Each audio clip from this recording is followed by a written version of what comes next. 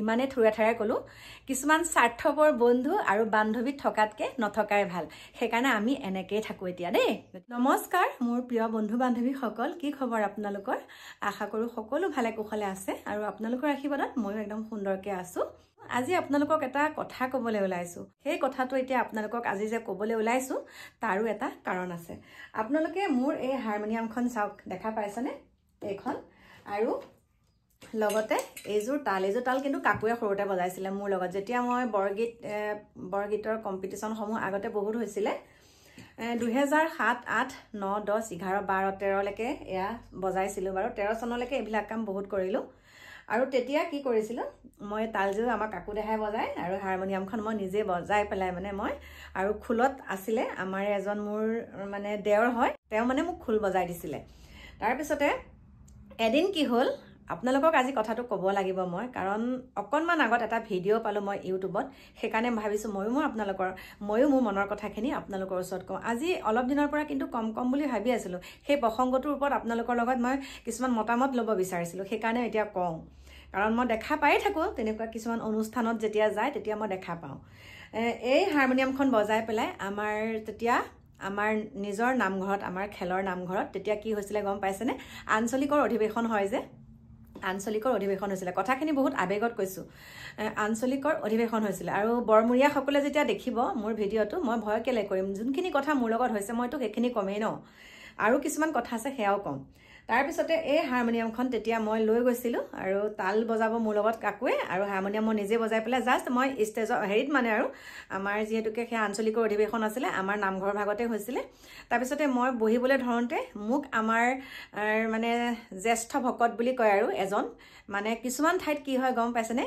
এৰা গছজোপাকে বৰগছ বুলি ভাবে এষাৰ কথা আছে ঠিক তেনেকে তেওঁ মানে তেনেকুৱা মানে অল্পবিদ্যা ভয়ংকৰী কথাটো হৈছে মই যে এই ফুলি কেইপাত পিনিছো দেখা পাইছেনে এয়া চাওক দেখা পাইছেনে না আপোনালোকে মইতো তেতিয়া আৰু গাভৰু ন তেতিয়াতো মই গাভৰু মানুহ এতিয়া বাৰু মই বুঢ়ী হলো কথাটো কৈছো আজিৰ পৰা 2007 8ত মই কেনেকুৱা বয়সৰ হ'ম আপোনালোকে অনুমান কৰক তাৰ পাছতে মই এয়া কাণফুলি পিন্ধিছিলো আৰু নাকবালিটোতো এনেকে আছে এইটোৱে আৰু যেনেকে এইবিলাক পিন্ধিছো তেনেকুৱাই তেতিয়া তাৰ পিছতে মোক মানে তেওঁ মানে মোক মাতি নিলে এফালে যোনজন মানে একদম মুখ্য মানে আমাৰ ভকত আৰু তেওঁ মাতি নিলে নি পেলাই মানে মোক কৈছে যে তুমি কাণফুলিখিনি খুলিব লাগিব তাৰ পিছত মই অকন প্ৰতিবাদ কৰিছিল বলে কিয় খুলিব লাগিব আমুকেটো এনেকেই গায় কাৰণ আমি যেতিয়া য'ত যেতিয়া প্ৰগ্ৰাম বিলাক কৰো তেতিয়াতো দিহানামৰ কম্পিটিশন গাব যাওঁ পাদেশিকতো গাইছোগে মই তাৰ পিছতে আকৌ মই য'ত মানে যেতিয়া বৰগীতৰ অনুষ্ঠান বিলাক কৰো তেতিয়াতো গায় বা নাকবালি পিন্ধিও গায় বা কাণফুলি পিন্ধিওতো গায় মই কলো মানে কৈছে নহয় তুমি এনেকে গাব নোৱাৰিবা তাৰ মানে মুকলি মই কৰিব লাগে মঞ্চভাগ মুকলি কৰা মানুহও নাই ময়ে মুকলি কৰিব লাগিব কিন্তু মোৰ কাণৰ কাণফুলিখিনি মানে মোক খুলুকাব দিছে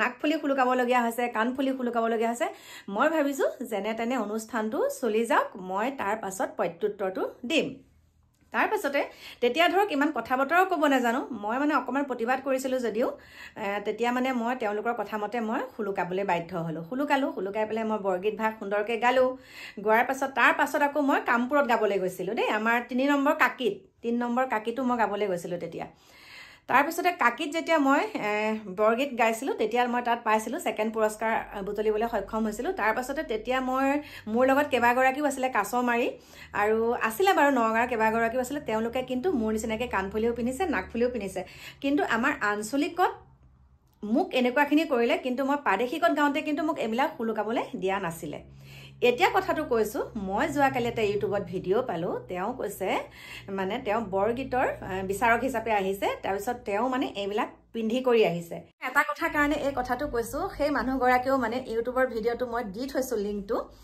তেওঁ কৈছে যে এইবিলাক পিন্ধিব পাৰে মানে মানুহৰ বিশেষকে কণ্ঠটো বা আমি যেতিয়া পৰিবেশন কৰো আমি যেতিয়া বৰগীত ভাগ পৰিবেশন কৰো বা দিহানাম ভাগ পৰিবেশন কৰো তেতিয়া আমাৰ হাসপাৰটো চাই কাণফুলি কিপা ঢাক খাই থাকে হয়নে কিন্তু পিন্ধিলেও একো নহয় কিন্তু সেই মানুহজনে যে মোক সেই তেতিয়া যে ইমানখিনি মোক কৈছিলে যে খুলিব লাগিব এতিয়া মই তেওঁক এটা প্ৰশ্ন কৰো তেওঁলোকৰ ঘৰত যি কেইগৰাকী বুৱাৰী আছে বা তেওঁলোকৰ গম পাইছে চাগে যিকেইগৰাকী বোৱাৰী আছে তেওঁলোকে কিন্তু কাণত কাণফুলিও পিন্ধা, নাকত এয়াও পিন্ধা, এটা সমাজত ঘূৰিও ফুৰে।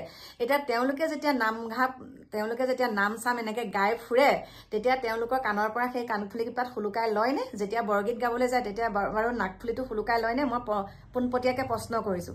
মোক সেইখিনি ক'লে, কিন্তু এতিয়া মই কেতিয়াও তেওঁলোকলৈ কেয়াৰ নকৰোঁ। কাৰণ এটা কথাৰ কাৰণে কেয়াৰ নকৰোঁ, এটা কথাৰ কাৰণে মই তেওঁলোকক ভয় নকৰোঁ। তেওঁলোকৰ ফুপুলা স্বৰূপটো মই জানো, তেওঁলোকৰ ফুপুলা স্বৰূপটো জানো। মানে এনেকুৱা কিছুমান নিয়ম নীতি নিজে উলিয়াই লৈছে। মোক কোনো এজন ভকতে কোৱা নাই যে তুমি কাণফুলি পিন্ধি পেলাই বৰগীত গাব নোৱাৰিবা, তুমি নাকফুলি পিন্ধি পেলাই দিহানাম গাব নোৱাৰিবা। অকল তেওঁহে কৈছিলে, অকল তেওঁৱে। আৰু মোক বহুত মানে কি কৰে গম পাইছেনে? মোক লৈ বহুত জ্বলে, মোক লৈ কিছুমান মানুহ বহুত জ্বলে। কিন্তু মই সেই জ্বলাসকলক কৈছোঁ, এনেকুৱাকৈ জ্বলি শেষ হৈ যাবগৈ, কিন্তু মোক জ্বলাব নোৱাৰিব, মোক কেতিয়াও জ্বলাব নোৱাৰিব। তেওঁলোক নিজেই মোক দেখি পেলাই জ্বলি শেষ হৈ যাব। এতিয়া মই বৰগীতৰ আকৌ প্ৰশিক্ষণ ল'ম। মানে যিহেতুকে অলপ দিন মই স্থগিত ৰাখিলোঁ, এতিয়া ভাবিছোঁ আকৌ গাম। আৰু আপোনালোকে মোক কমেণ্ট কৰি জনাবচোন গাব লাগে নে নালাগে। কাৰণ আগতে মই য'তে যাওঁ, আপোনালোকক এতিয়া বেছি কোৱা হ'ব, যোনসকলে মোক চিনি পাই ক'ব বাৰু। যেতিয়া যাওঁ মই গাবলৈ, দিহানাম হওক, বৰগীত হওক, তেনেকৈ যেতিয়া গাবলৈ যাওঁ, মই কিন্তু পুৰস্কাৰ বুটলিবলৈ সক্ষম হৈছিলোঁ। আৰু তাৰ পাছতে যিহেতুকে কাকুৰ পঢ়া শুনাৰ দায়িত্ব আহি গ'ল, সেইকাৰণেহে মই এয়া মানে অকণমান বিৰতি থাকিব লগা হ'ল। মাজে মাজে তথাপিতো গুণগুণাওঁ। সেইখিনিকে ক'লোঁ, মনটো বৰ বেয়া লাগে জানেনে? আমাৰ কিছুমান মানুহে, অসমীয়া মানুহৰ ভিতৰত অসমীয়া মানুহে ইমান হিংসা ভাৱটো কৰে। আৰু এতিয়া যে মই ওলাই কৰি যাওঁ, মোক দেখে, এতিয়া মই ভিডিঅ'টো বনাই থাকোঁ। এতিয়া তেওঁলোক গ'লেও মই কি কৰোঁ, মই ধুনীয়াকৈ ভিডিঅ'টো কৰি থাকোঁ। আৰু মাছ মাংস কথা আপোনালোকক কওঁ। এতিয়া মোৰ ঘৰত ল'ৰাটোৰ নিয়মকৰণ কৰোঁতে বিয়াখনৰ মাছ মাংস খাব নালাগিব, একদম ভিতৰত চাই গ'লহি যে একদম মাছ মাংস খাব নালাগিব দেই, নোৱাৰিবি কিন্তু, আমুক তামুক বহুত তাত গা দিলে। কিন্তু সেয়া মানুহে এতিয়া বামুণীয়া মানুহ বিয়া পাতিছে, বামুণীয়া ঘৰত এমহীয়া তাকো, তাত গৈ পেলাই খাই গৈ কথাততো ক'বই লাগিব ন? মোক যেতিয়া কৈছে মইতো ক'বই লাগিব। আৰু তেওঁলোকে এতিয়া কি কৰে, তেওঁলোকৰ ঘৰতে যেতিয়া ব্যৱসায় আৰম্ভ কৰে, তেতিয়া তেওঁলোকে মানে মাদক দ্ৰব্যৰ পৰা আদি কৰি মানে মাছ মাংস, মানে বেলেগ সকলো ধৰণৰ মাছ মাংস তেওঁলোকৰ ব্যৱসায়টোত আছে। আৰু লগতে মানে মদো, মানে তেওঁলোকে মদ বুলিয়ে কৈছোঁ, মানে ৰাগিয়াল বস্তু তেওঁলোকৰ দোকানত এতিয়া পায়। গতিকে ইমান তোমালোকে তোমালোকে এতিয়া এইখিনি কাম কৰি থৈছিলা, লোকক যে বহুত নিয়ম নীতি দেখাই থাকা, আমুক খাব নাপায়, আমুক কৰিলে আমুকলৈ যাব নাপায়, এতিয়া তোমালোকৰ ঘৰত সেইখিনি কিয় ৰাখিব পৰা নাই? এতিয়া মোৰ পোনপটীয়া প্ৰশ্ন তেওঁলোকলৈ, তেওঁলোকৰ ঘৰত এইবিলাক কিয় ৰাখিব পৰা নাই, বান্ধি কিয় ৰাখিব পৰা নাই? আমাৰ কাৰণে তেওঁলোকে বান্ধি ৰাখিব, নিজৰ কাৰণে খোলাকৈ ৰাখিব। গতিকে আমাৰোতো চকু আছে, আমাৰোতো মুখখন আছে, ক'বলৈ কিয় নকওঁ? আৰু হাৰমনিয়ামখন এতিয়া মই লৈ যাওঁ, অকণমান তাঁৰডাল বেয়া হৈ আছে, সেইকাৰণে ভাবিছোঁ এখন সুন্দৰকৈ ঠিক কৰি লওঁ। আৰু মাজে মাজে এতিয়া মই আপোনালোকক এই হাৰমনিয়াম গাই আপোনালোকক মই সুন্দৰকৈ বৰগীত শুনাম আৰু দিহানামো শুনাম বাৰু।